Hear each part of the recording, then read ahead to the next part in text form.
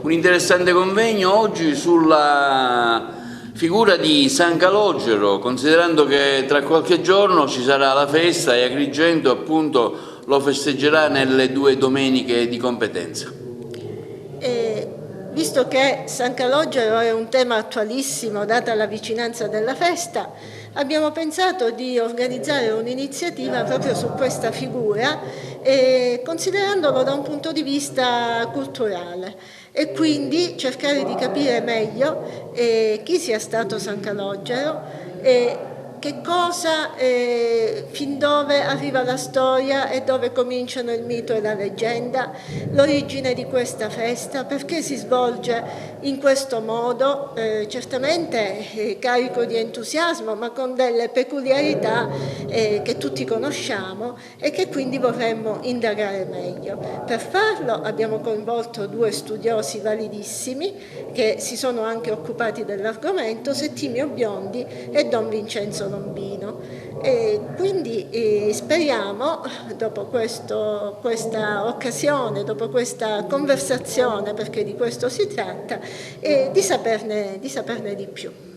Quanto è importante la figura di San Calogero per la nostra città, ma non solo, in tutta la provincia, è venerato in tanti comuni. Indubbiamente è venerato in tutta la provincia, tant'è che si racconta che fosse sempre la stessa persona che andava da un paese all'altro, oppure che fossero più monaci che operavano in paesi diversi. Ecco, anche questo cercheremo di capire. Professor Settimio Biondi, presente a questa iniziativa su San Calogero, un santo venerato non solo ad Agrigento ma in tutta la provincia. Oggi se ne discute in questo interessante convegno indetto da Italia Nostra, dalla Presidente Adele Falcetta.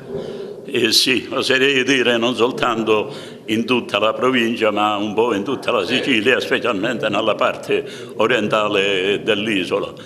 Sono venuto qui su invito di Italia Nostra perché la tematica calogeriana, anzi la questione calogeriana come la chiamava la Rocca, che è simile e imbrogliata, aggrovigliatissima come la famosa questione omerica, mi ha da sempre attratto anche per la conoscenza personale che da giovane ho avuto con questo grande studioso, la Rocca, che per primo scientificamente e storicamente si occupò del problema.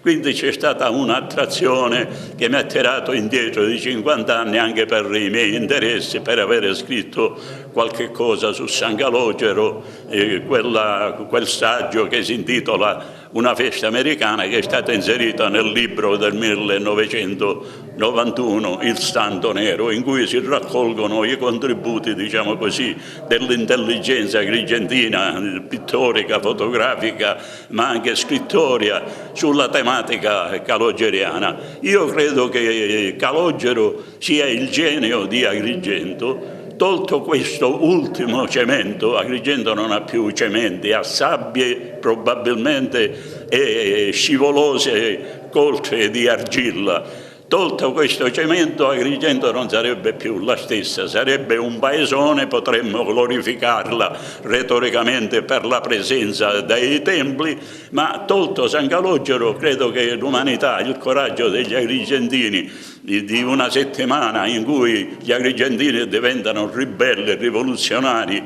quasi fanno la guerra perché Agrigento diventi diverso e poi si accartoccia sempre, ritorna ad essere quella che era, questa speranza che è dura a morire, speriamo che non possa morire mai, venga di meno. Quindi questo santo, vorrei mettere in evidenza una cosa: noi declariamo giustamente i capolavori dell'architettura dorica, i templi, perché sono antichi, ma San Calogero è vissuto nell'epoca dei templi, o qualche secolo dopo, nel 400 d.C.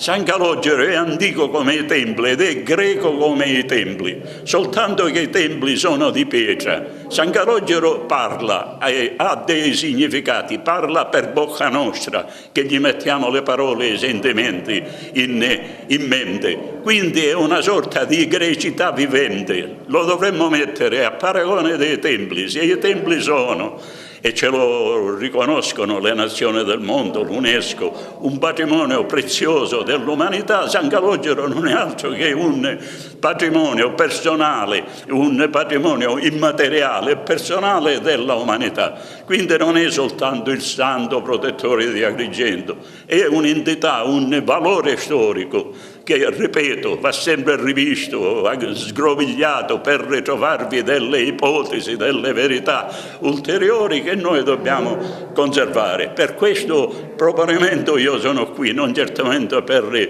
l'ambizione di parlare, perché ho parlato forse fin troppo nella mia vita.